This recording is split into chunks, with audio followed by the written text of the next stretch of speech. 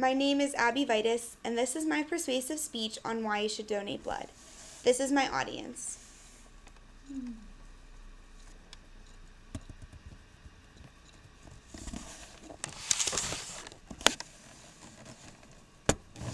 Imagine it is a Friday night and you're driving with your friends down the highway.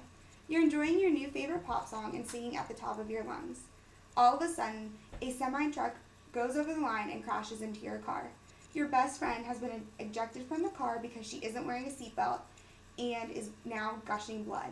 The ambulance arrives and says that even though she'll be taken to the hospital, there's not enough blood to give her a blood transfusion. There's no more blood left in the world because people have stopped donating. Would this be the time you would regret not donating blood? Blood donation is a very simple procedure that could save 3 lives with only 1 pint of blood. Yet, not enough people are donating and there is now a shortage. As a nursing major, I learn every day the procedures that could save someone's life. And in my clinicals, I have witnessed firsthand that there is a shortage of blood and people that could have their life saved easily are suffering because there is not enough blood. Our generation needs to realize that this is a problem, but there are solutions. And some possible solutions would be learning the facts, witnessing blood donation firsthand, and just trying it once. There are also some advantages, and there are also some disadvantages. But most of all, there's one action. We need to stop walking by. Let's begin by exploring the reasons why blood donation is at an all-time low. Our society takes the medical field for granted. According to the Humility of Married Health Partners, every 2 seconds, someone in the U.S. needs blood. That blood may be given to a loved one or even yourself, because you never know what tomorrow could bring. But in the world, most people believe that donating blood is not our problem. They just pass it off as someone else's problem. But the real problem is that according to bloodsource.org, that they must collect about 700 units of blood per day to meet local demands, but only 30% of people in the U.S. are actually eligible to donate, and less than 10% actually do. So that, according to those statistics, there's not enough blood to support everyone that needs it. So who do we rely on?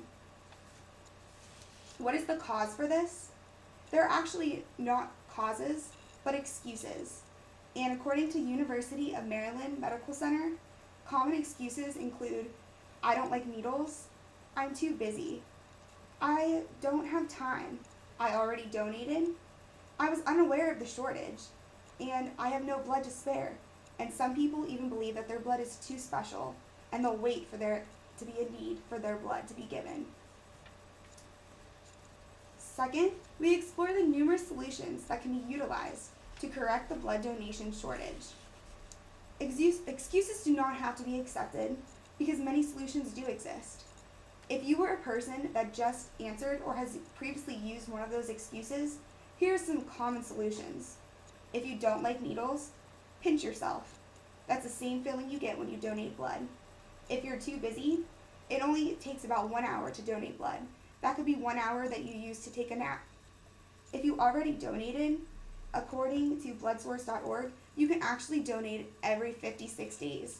So there's no excuse not to donate. If you were unaware of the shortage, consider yourself now aware. And if you say you have no blood to spare, your body actually produces 10 to 12 pints of blood. And doctors do approve that you can give 1 pint away and still be able to function normally. And your blood does regenerate new blood cells fast. So by the next day, you would be fine. And if you wait for special blood to be needed, it's even more crucial that you donate blood because they could use it for people that aren't having it. And that is for reasons why people donate blood. Other common solutions would be to volunteer at a blood donation and see firsthand what happens.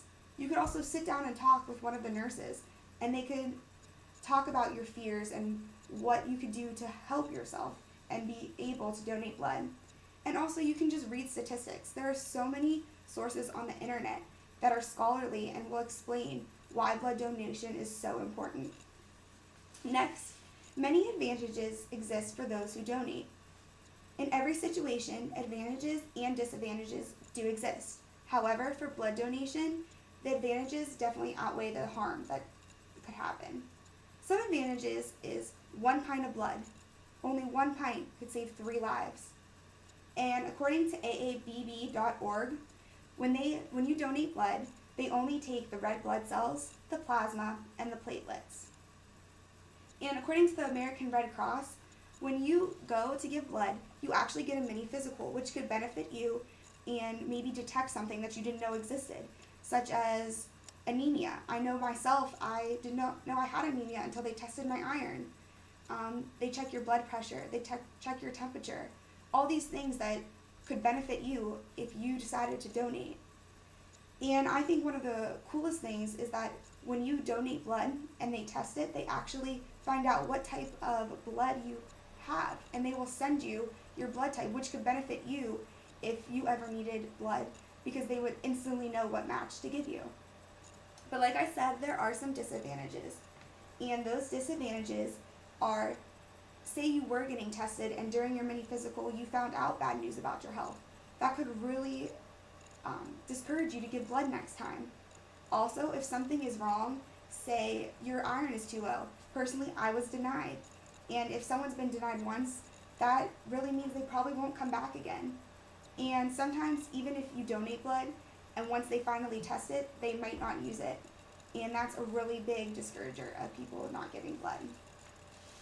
In conclusion, action must be taken immediately to restock our blood banks to save lives. Depleting numbers of people donating blood are happening every day. Like I said, most people believe it's not our own problem, but push it off on someone else. And there's numerous causes, but mostly they're just excuses. And we have solutions that could fix those problems.